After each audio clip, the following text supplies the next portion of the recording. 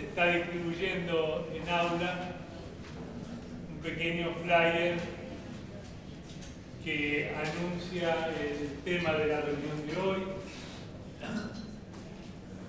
Estamos conmemorando, celebrando los 40 años del estreno de Potestad de Eduardo Pavlovsky y vamos a hablar un poco de la responsabilidad del arte frente al estrago.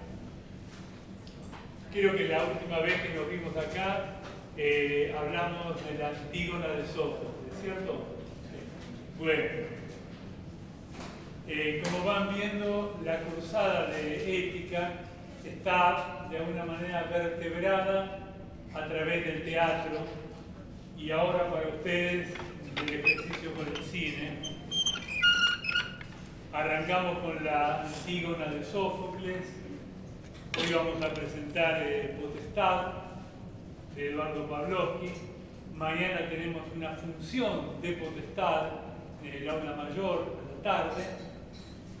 Y luego vamos a cerrar con otra pieza en la segunda parte de la cruzada.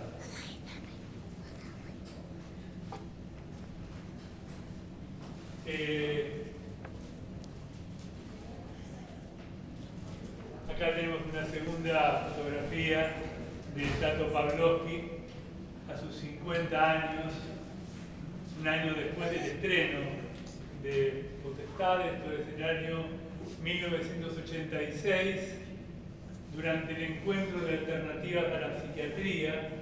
Tato Pavlovsky hizo una función en el Hospital Borda con la presencia de Félix Guattari, de Franca Basaglia, Robert Castel, Franco Rotelli, una versión de Potestad de ese monólogo en el auditorio, en el patio del Hospital Borda.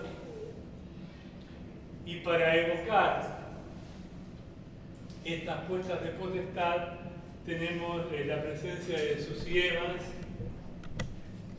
actriz, psicodramatista y coprotagonista de las funciones de Potestad junto a Tato Pavlovsky en innumerables versiones alrededor del mundo de las que nos va a dar testimonio luego. Eduardo Misch, actor, dramaturgo, colaborador de Tato Pavlovsky como asistente de dirección durante muchas funciones de Potestad, entre ellas la última que se dio acá en el aula mayor. Vamos a intentar compartir luego un par de minutos de aquella puesta. Y actualmente a cargo de esta recreación de Potestad que va a tener lugar mañana en el aula mayor. Cecilia Calwell y Lili, perdón, que no te anunció aquí, la profesora está a cargo de la Cátedra de Teoría y Técnica de Grupos de nuestra facultad. Habrá acá personas que han cursado con ellas.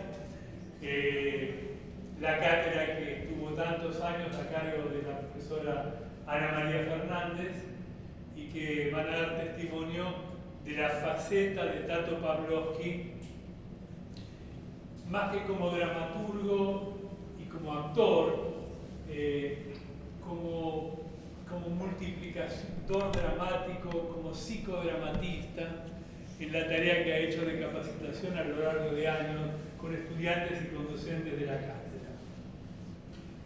Bueno, ustedes saben que no me gusta mucho pasar pantallas de PowerPoint, pero esta introducción que voy a hacer la puse por escrito para acotarme en el tiempo y porque es importante que la contingencia que hizo que el día de hoy, 6 de octubre, se conmemoren lo que ahora los historiadores consideran los 50 años del inicio del terrorismo de Estado en la Argentina. Ustedes tuvieron la semana pasada una clase con Gervasio Noailles que les ambientó sobre la ética ante situaciones extremas. Y entonces, dos pantallitas apenas sobre la cuestión de la aniquilación y la resistencia, y especialmente la resistencia del arte. El 6 de octubre de 1975, durante el gobierno de Isabel Perón, en aquel momento, quien era presidente del Senado de la Nación, Ítalo Luder, promulgó el famoso decreto 2772, el tristemente conocido decreto 2772, que ordenaba a las Fuerzas Armadas la ejecución de operaciones militares, todas las que fueran necesarias, destinadas a, textualmente, aniquilar el accionar de los elementos subversivos en todo el territorio del país. Estábamos en gobierno constitucional todavía, pero ya se autorizaba al ejército, a esta frase peculiar, aniquilar el accionar de elementos subversivos en todo el territorio nacional. Decretos previos hablaban de neutralizar, pero este autorizaba a aniquilar. Y es importante señalar la diferencia entre neutralizar y aniquilar, especialmente para el campo del discurso que nos ocupa en esta facultad. Mientras que neutralizar es anular, controlar, detener la efectividad de algo, aniquilar, ustedes saben, viene del latín annihilare, que viene de nihil, o sea, como el ex nihilo, de la nada. Quiere decir que aniquilar es reducir a la nada. Este decreto autorizaba a las Fuerzas Armadas a reducir a la nada ¿a quiénes? A una entidad abstracta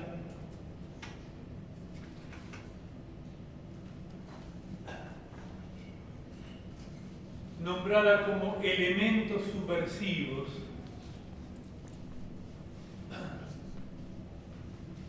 y en todo el territorio nacional.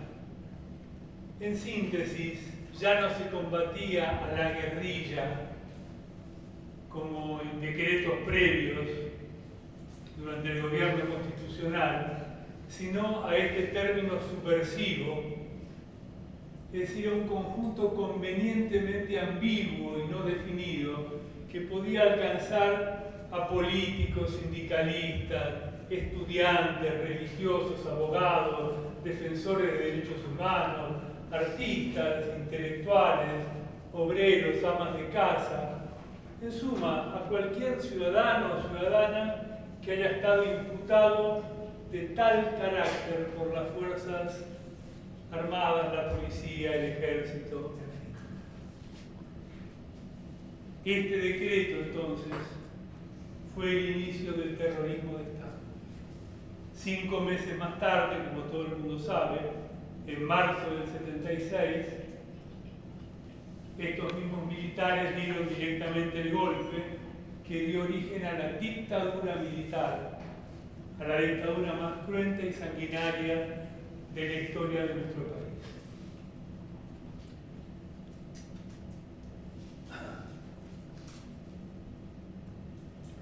En este contexto,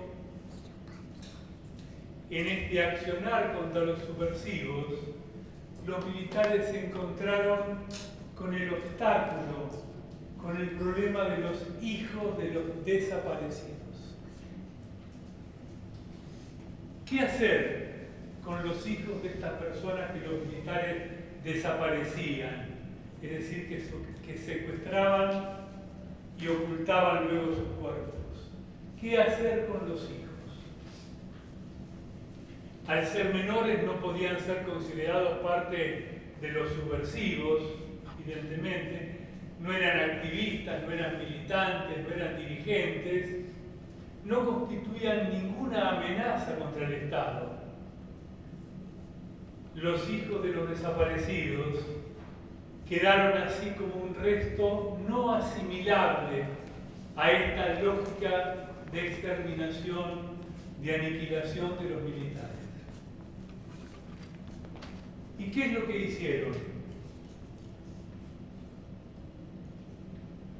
En vez de aniquilarlos físicamente, se propusieron aniquilar sus marcas simbólicas, sustraerlos de sus familias, apropiárselos, implantarles una falsa identidad, una nueva cadena filiatoria, ustedes saben, y un relato completamente inventado a través de adopciones falsificadas, falsos testigos, supresión de quienes habían participado en los partos y una cantidad de atrocidades que hizo tristemente célebre a la Argentina alrededor del mundo. En este contexto es que se instala el teatro de Tato Pavlovsky. Tato Pavlovsky ha sido el dramaturgo más visionario de la historia del teatro, no solo local, sino a nivel universal. Hay 3 obras que nosotros trabajamos en esta materia y que voy a mencionar solamente aquí, porque hacen una suerte de trípode de la memoria, una triangulación del ejercicio de la memoria de todos estos años, no desde la denuncia explícita, directa, sino a través del cuerpo que vibra en el acto dramático. Ya lo van viendo ustedes con Alejandro Ariel en esta materia. Hay un punto de contacto entre el acto ético, el acto creador y el acto político. Y Eduardo Pavlovsky reunió estas 3 dimensiones del acto. En una primera obra, El señor Galíndez, de 1973, en que todavía 2 años antes de estos decretos que mencionábamos, anticipaba la dimensión de la represión y la dimensión de la tortura que se iría instalando en la Argentina. Una segunda obra, El señor Laforgue, estrenada, recordamos, con Susi todavía bajo la dictadura militar, en el 81. Pocos directores querían hacerse cargo de la puesta en escena, pero Pavlovsky subió al escenario para hacer El señor Laforgue e instalar el tema de la desaparición de personas. Y finalmente, aquella que nos ocupa el día de hoy, Potestad, de 1985, que introduce el tema de la apropiación y la restitución de niños. Entonces, un repaso de las páginas de la historia negra de la Argentina, desde el ángulo de aquello que recuperó el escenario del teatro. Represión, tortura, desaparición, apropiación, restitución. Concluyo con lo siguiente. Ustedes están ingresando en el capítulo de ética y responsabilidad durante la semana pasada y esta. Y Potestad, como todo el teatro de Pavlovsky de alguna manera, pero Potestad especialmente, es un hallazgo para que ustedes puedan construir, a partir de leer, o esperamos ver la obra mañana, un circuito de la responsabilidad, que se organiza de la siguiente manera. Tenemos un andarivel que es el de la escena teatral.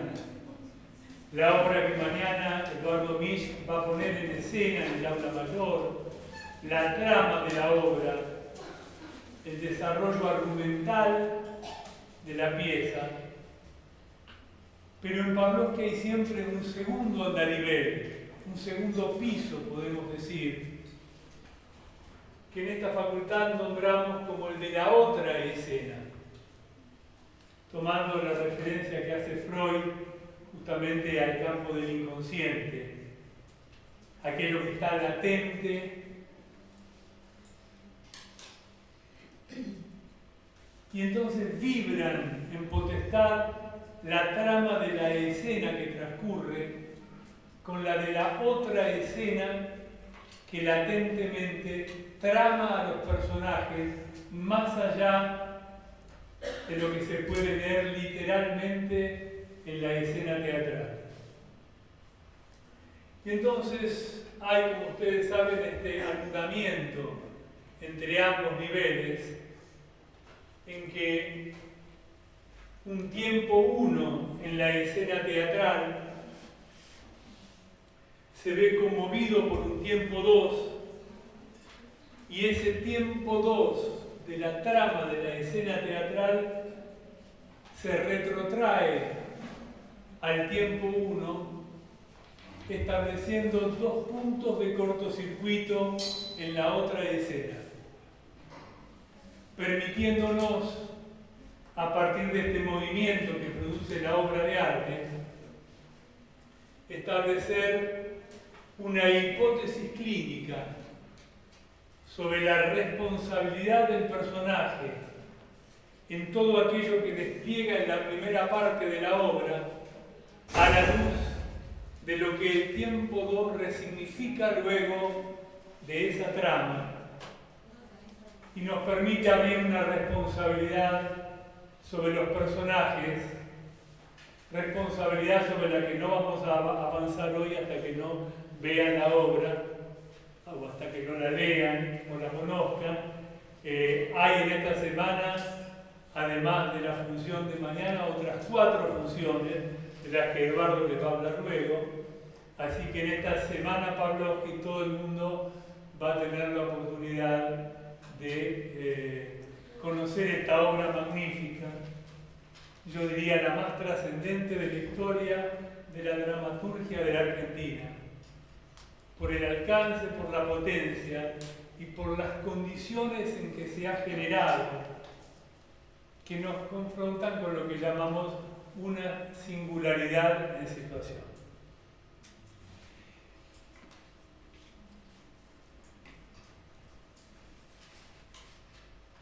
Tenemos no muy buen audio, lamentablemente, pero vamos a intentar compartirles. Si la compañera me ayuda con el tema de las luces, gracias. Un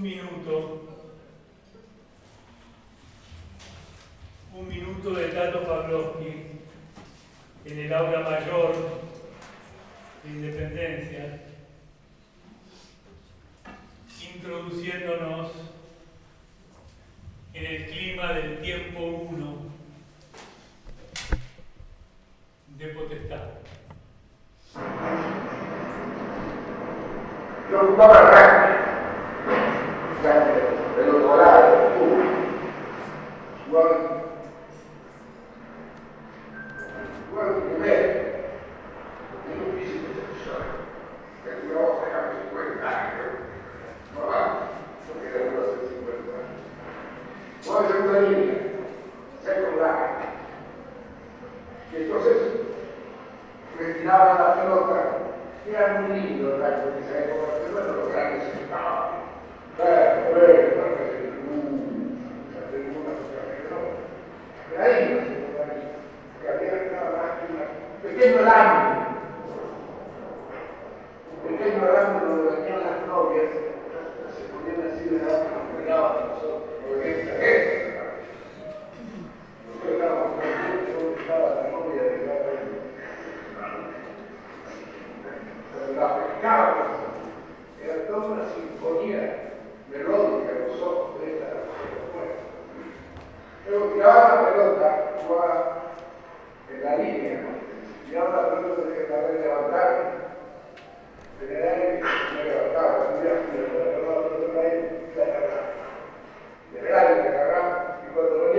la miraba